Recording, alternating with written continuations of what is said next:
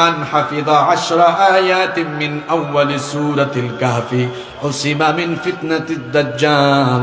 আল্লাহর নবী বলেছেন, যে ব্যক্তি সূরা কাহফের প্রথম দিকের 10টি আয়াত মুখস্থ করবে, আল্লাহ তাআলা তাকে দাজ্জালের ফিতনা থেকে বাঁচিয়ে দিবেন। ওয়া ফি রিওয়ায়াতিন উখরা, অন্য রিওয়ায়াতে এসেছে, মান হাফিযা 10 আয়াতিন মিন আখিরি সূরাতিল কাহফি উসিমা মিন ফিতনাতিদ দাজ্জাল।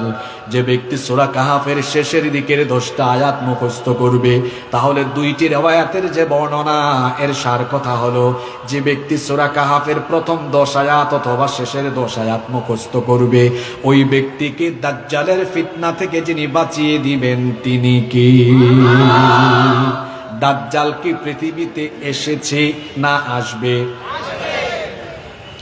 দাজ্জাল চলে এসেছে, দাজ্জালের জন্ম হয়ে গিয়েছে। আল্লাহর নবী বলেছেন, ইন্নাহু ফি বাহরিল ইয়ামেন আও ফি বাহরিশ শাম। আল্লাহর নবী বলেছেন, দাজ্জালকে ইয়ামেন কিংবা শামের কোনো এক অচেনা দ্বীপের মধ্যে বন্দী করে রাখা হয়েছে। তামিমদারির লম্বা হাদিস আছে, যেই তামিমদারি 30 জন লোককে নিয়ে, লাখাম আর জুজাম গোত্রের 30 জনকে নিয়ে নৌ ভ্রমণে বের হয়েছিলেন। দাজ্জালের সাথে তাদের কথোপকথন হয়েছে। দাজ্জালকে একটি অচেনা দ্বীপের মধ্যে আল্লাহ শিকল বন্দী করে রেখেছেন। দাজ্জাল চলে এসেছে, দাজ্জালের জন্ম হয়েছে, কিন্তু দাজ্জালকে আল্লাহ বন্দী করে রেখেছেন। পৃথিবীতে দাজ্জাল হঠাৎ করে আত্মপ্রকাশ করবে, জন্ম হয়েছে কিন্তু আত্মপ্রকাশ করবে পরে। ইমাম মাহদি আলাইহিস সালামের আগমনের পরে গোটা দুনিয়াতে ফিতনা ছড়িয়ে দেওয়ার জন্য দাজ্জালের আগমন হবে। আগামীর পৃথিবীতে দাজ্জাল আসবে, এসে গোটা দুনিয়াতে তার দাজ্জালীয় ফিতনা চালাবে। পৃথিবীতে যত নবী এবং রাসূল এসেছেন, সকল নবী এবং রাসূল তার উম্মতকে দাজ্জালের ফিতনার ব্যাপারে সতর্ক করেছেন। এজন্য আল্লাহর নবী বলেছেন, মা মিন নাবিয়্যিন ইল্লা ওয়াকাদ আনযারা উম্মাতাহুল আ'ওয়ারাল কাযযাব। আল্লাহর নবী বলেছেন, এমন কোন নবী রাসূল নাই যে নবী রাসূল তার উম্মতকে দাজ্জালের ফিতনার ব্যাপারে সতর্ক করেন নাই। অর্থাৎ সকল নবী এবং রাসূল তাদের উম্মতকে দাজ্জালের ফিতনার ব্যাপারে সতর্ক করেছেন। দুনিয়া সৃষ্টির পর থেকে নিয়ে আজ পর্যন্ত, আজ থেকে নিয়ে কিয়ামত পর্যন্ত দুনিয়াতে যত ফিতনা হয়েছে, যত ফিতনা হবে, সকল ফিতনার মধ্যে ভয়ঙ্কর ফিতনা হলো দাজ্জালের ফিতনা। এই দাজ্জালের ফিতনা থেকে বাঁচায়া দিবেন যিনি, তিনি কি? আমল নবীজি শিখায়া দিলেন, একটা সূরার কথা বললেন, সূরার নাম হলো সূরাতু, জোরে বলেন, মা বোনেরাও শোনেন, সূরা কাহফের প্রথম দিকের 10টা আয়াত অথবা শেষের 10টা আয়াত আপনারা মুখস্থ করবেন, তাহলে দাজ্জালের ফিতনা থেকে আমাদেরকে যিনি হেফাজত করবেন তিনি কি? আবার এই সূরার আরো অনেক ফজিলত রয়েছে। আল্লাহর নবী বলেছেন, মান ক্বরাআ সূরাতাল কাহফি ফি ইয়াউমিল জুমআতি আদাআ লাহু মিনান নূরি মা বাইনাল জুমআতাইন। আজকের রাত হলো জুমার রাত, আগামীকালের দিন হলো জুমার দিন।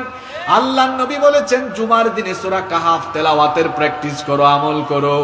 জুমার দিনের সিলেবাস হলো জুমার দিনে সূরা কাহফ তেলাওয়াত করবেন। আল্লাহর নবী বলেছেন, যে ব্যক্তি জুমার দিনে সূরা কাহফ তেলাওয়াত করবে, 2 জুমার মধ্যবর্তী সময়টা তার জন্য আলোকিত হয়ে যাবে। আল্লাহর নবী বলেছেন, মান ক্বরাআ সূরাতাল কাহফি ফি ইয়াউমিল জুমআতি সাতাআ লাহু নূরুম মিন তাহতি কদামিহি ইলা আনানিস সামা। আল্লাহর নবী বলেছেন, যে ব্যক্তি জুমার দিনে সূরা কাহফ তেলাওয়াত করবে, ওই ব্যক্তির পায়ের তলা থেকে আকাশ পর্যন্ত আল্লাহ এই মাঝখানের জায়গাটুকু নূর দিয়ে পরিপূর্ণ করে দিবেন। ইউদিউ বিহি ইয়াউমাল কিয়ামাহ। সূরা কাহফ তার জন্য কিয়ামতের দিন নূর হয়ে যাবে, যে নূর দিয়ে সে পুল সিরাত পার হয়ে যেতে পারবে। আবার যে ব্যক্তি সূরা কাহফ জুমার দিনে তিলাওয়াত করবে, নবীজি বলেছেন, গুফিরা লাহু মা বাইনাল জুমআতাইন। 2 জুমার মধ্যবর্তী সকল সগীরা গুনাহগুলো আল্লাহ মাফ করে দিবে। এই জন্য জুমার দিনে আমরা যে সূরা তেলাওয়াত করব, সূরার নাম কি? আস্তে বলবেন না, জোরে বলেন, সূরার নাম কি? আল্লাহর নবী আরো বলেছেন, মান ক্বারাআ সূরাতাল কাফি ফি ইয়াউমিল জুমআতি ফাহুয়া মাসুমুন ইলা 8 আইয়ামিন মিন কুল্লি ফিতনাতিন তাকুন। আল্লাহর নবী বলেছেন, যে ব্যক্তি সূরা কাহাফ তিলাওয়াত করবে জুমার দিনে, যে ব্যক্তি সূরা কাহাফ পড়বে জুমার দিনের পরবর্তী 8 দিন দুনিয়ার সকল ফিতনা থেকে যিনি তাকে হেফাজত করবেন, জুড়ে বলেন তিনি কি? তাহলে সূরা কাহাফ আপনারা জুমার দিনে পড়বেন তো ইনশাআল্লাহ। আওয়াজ তো ছোট হলো, পড়বেন তো সবাই? আল্লাহ সবাইকে তৌফিক দান করেন।